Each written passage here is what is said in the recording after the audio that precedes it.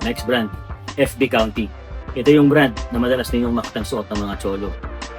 Pachicano, Pilipino, Hapon, Latino, or African Americans.